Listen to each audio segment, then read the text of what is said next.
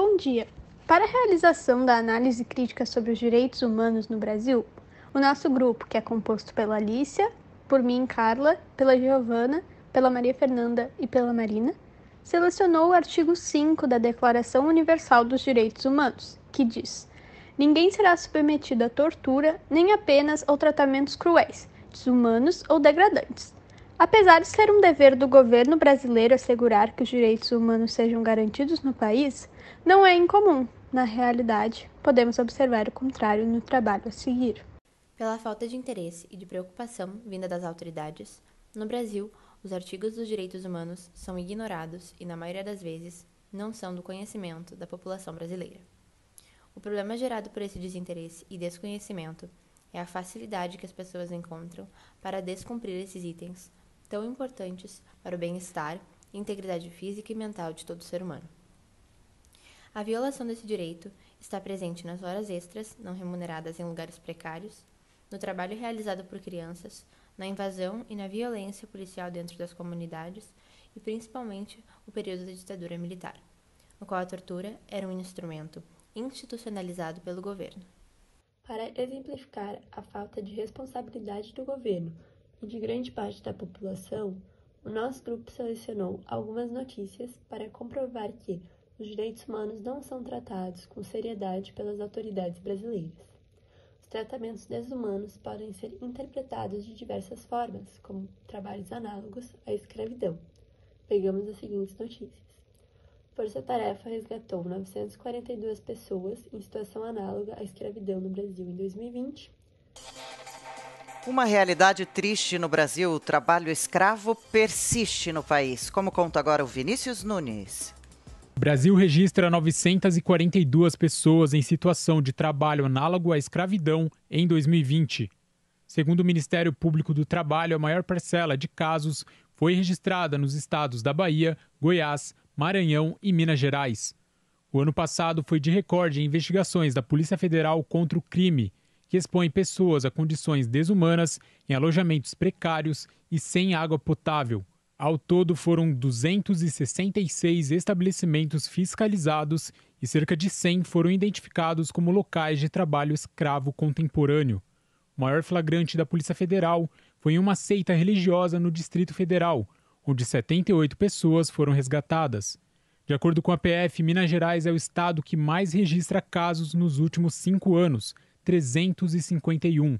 O vice-coordenador de combate ao trabalho escravo e enfrentamento ao tráfico de pessoas do Ministério Público do Trabalho, Italvar Medina, destaca que a maioria dos casos é registrada em zonas rurais. Na área do café, na área de carvoarias e na área do plantio e colheita de cebola, mas também houve importantes resgates de trabalhadores urbanos, destacando-se especialmente as situações de trabalho escravo doméstico, em que foram resgatadas trabalhadoras que já estavam há décadas trabalhando para a família sem praticamente receber nenhum direito, nem mesmo os seus salários.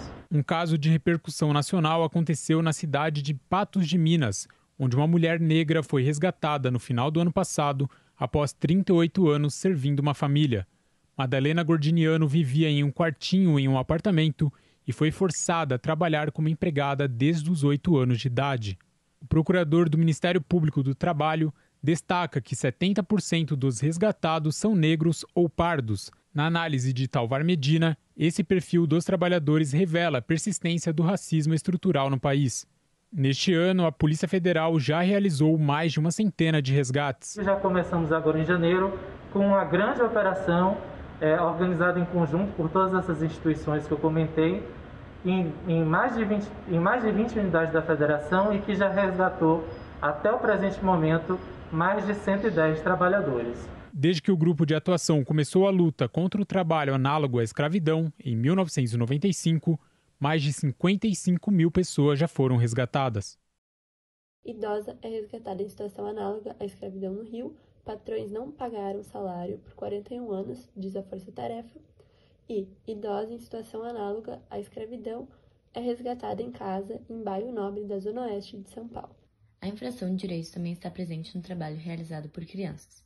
Aqui podemos observar uma reportagem postada pela RPC Curitiba em 2020, que nos deixa saber que a cada 2 horas, em média, uma criança é flagrada em situação de trabalho infantil, o que é explicitamente proibido. Curitiba chegou a registrar no mesmo ano cerca de 1.034 casos de crianças trabalhando ou pedindo dinheiro nas ruas, segundo a prefeitura. Além disso, a violação desse artigo ocorre nos massacres e chacinas nas comunidades. Um exemplo deste é a favela de Jacarezinho, que serviu de palco para massacre, onde 29 pessoas morreram em abril deste ano. A mesma nasceu de um quilombo, lutou contra a ditadura e hoje é refém da violência. Além disso, o Núcleo de Estudos da Violência da Universidade de São Paulo divulgou que a violência estatal no Brasil tem produzido processo histórico de desigualdade social e econômica, cuja tônica sempre foi a violência. Além desses episódios, o povo brasileiro já viveu um momento de alta vulnerabilidade, o período da ditadura militar, no qual ocorreram diversas violações dos artigos da Declaração Universal dos Direitos Humanos, mas principalmente do 5º artigo. Isso pode ser percebido pelo simples caso de um sargento acusado de sequestrar, torturar, manter em cárcere privado e estuprar na Casa da Morte no Rio de Janeiro durante a ditadura militar. O mesmo teve seu recurso negado pela Justiça Federal somente em março deste ano. Sendo assim, podemos concluir que no Brasil a violação dos direitos humanos está em todo lugar e na maioria das vezes não é denunciada. O governo precisa reconhecer os direitos humanos como uma das preocupações essenciais do país para que possamos erradicar esse problema. Além disso, é necessário apresentar para a população a importância desses direitos, permitindo assim que os cidadãos possam exigir os seus e apontar para a infração desses. É importante ressaltar que é necessária a informação, e cabe ao sistema de educação do país garantir que o povo reconheça seus direitos e deveres enquanto brasileiros. Essa é a única maneira de conscientizar a população para evitar que os brasileiros sejam colocados em situações desumanas.